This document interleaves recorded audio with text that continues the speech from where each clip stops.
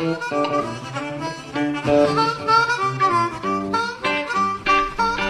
everyone to week 3 of our class, the halfway point, and I hope everyone's doing well, and by now hopefully you've become acclimated to the online course environment. Now just a quick note on APA. Be sure you're paying close attention to the APA formatting expectations. In doing this, one of the things that I recognized is the difference in the ratio between quoting and paraphrasing. You want to make sure that you're actually paraphrasing rather than always quoting, and correctly citing your sources in text as well as on a reference page. Try minimizing the quotes and then focus more on summarizing the main point. Look at a quotation as something that's valuable, something rare, what some people call a precious jewel. You don't come across them often, but when you do, it really emphasizes a point. So keep that in mind as you progress with your responses. Now, some of you may not have received feedback on grades provided for some of the assignments in the previous module. I will be getting to those as soon as possible. I'll spend the majority of the week completing those assignments, so just bear with me for the time being. Now this week for assignment 3.1, you will develop your learning objectives or learning goals for the integrated lesson plan. And this is, of course, based on your standards. Remember that your 2.4 assignment must be approved by me before you move on and complete assignment 3.1, and I'll try to get those done as soon as possible. A lot of students who have not created learning goals before may find this difficult because what you're trying to do is make a very clear, very deliberate, and easily understandable statement as to exactly what you want to accomplish in a lesson. And this is easier said than done. So what you want to do with your students is try to understand how can you get them to understand exactly what you want to do in this lesson.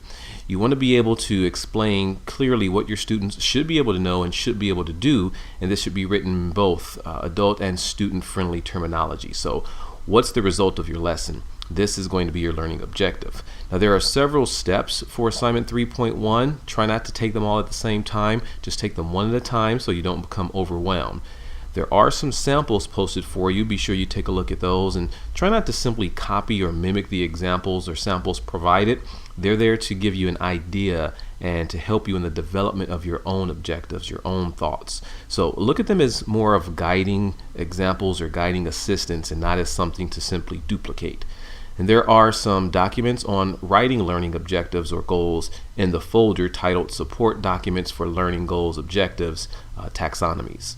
If you're unsure about how to get started, take a look at this and the resources provided there. It also doesn't hurt if you've written learning goals before to go ahead and view the information also. It's just a good refresher for some of those who may have done this before. And you'll see that there are 3 wiki posts on each of the chapters, 7 through 9.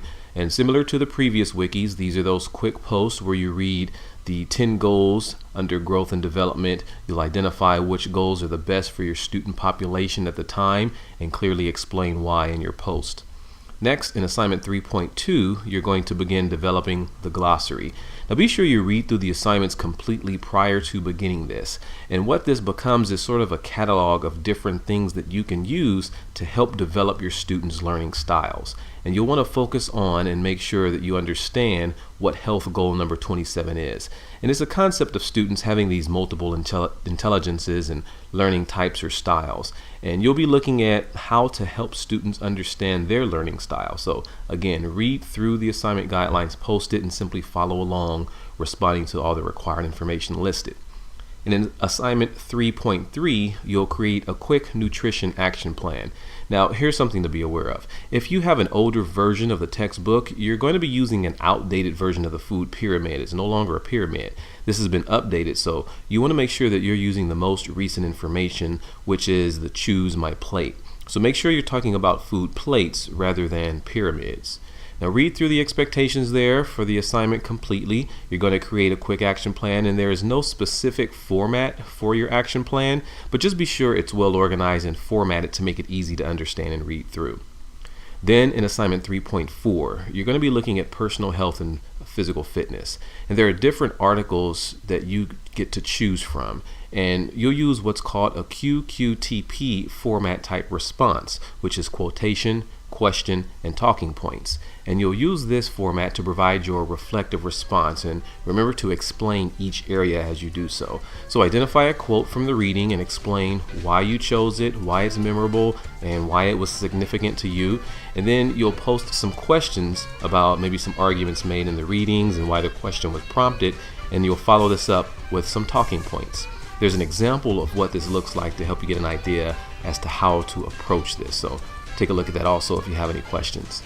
And lastly, in this module, the feedback information, you have that to complete. Things are looking good so far. Just keep up the good work. Feel free to contact me with any questions that you might have. Take care and enjoy your week.